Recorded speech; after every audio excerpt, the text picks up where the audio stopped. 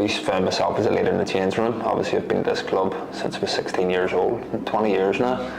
So you become part of the furniture, and it just kind of bleeds into you. Do you know what I mean? Never wanted to go anywhere else, never would go anywhere else.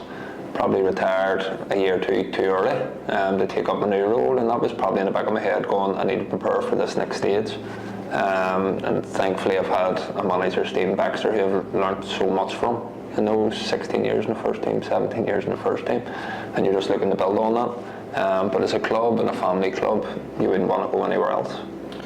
And the dynamics sort of change for you as well, and you're coaching and you're managing. What does a normal week look like for you in terms of training sessions and then building up to a match almost? No, it's extreme, and listen, we talk about since I've come in, it was probably difficult the first couple of months, especially with the European games, and you're trying new things and new ideas, but you always don't have the time to do that. Some teams have the luxury of being in every day. We don't.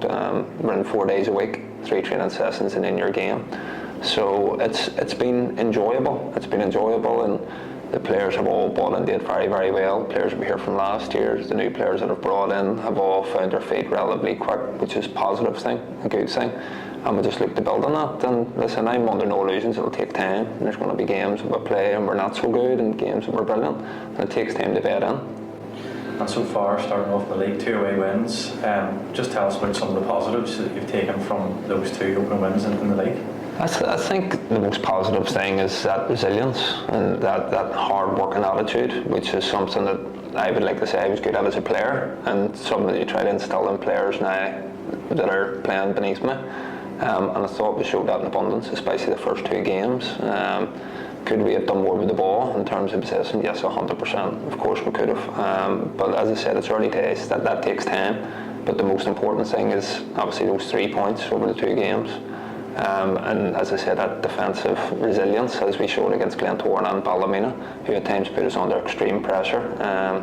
But I think over those 2 games, I think with 2 shots on target against each game, which shows how well the boys are doing at the back. Obviously Robbie Weir's dropped in there with Jimmy Gallagher's injury, and he's been a revelation in there the past 2 games.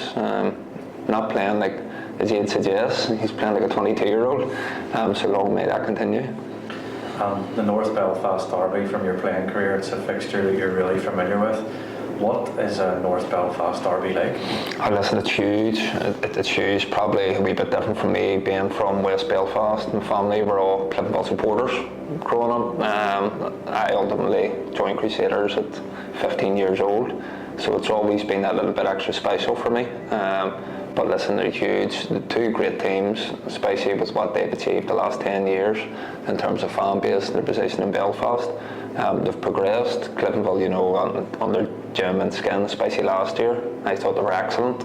Got everything part, and they're probably in a similar position than ourselves this year now, where they're trying to rebuild. They've brought in a load of new players and they're trying to find their feet again a wee bit.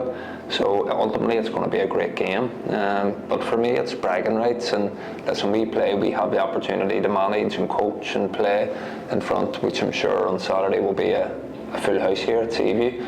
And it's about the bragging rights for the fans, those fans that come week in, week out, that pay their money to come and see what we can put on for them. And it's about giving them opportunity to go away and enjoy their weekend.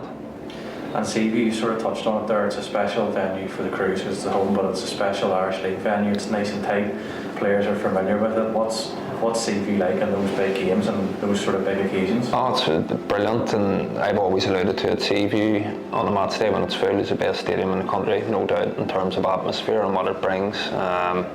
For us, it's probably been a wee bit of a fortress the last load of years, and how well we've done here, and our home record probably proves that.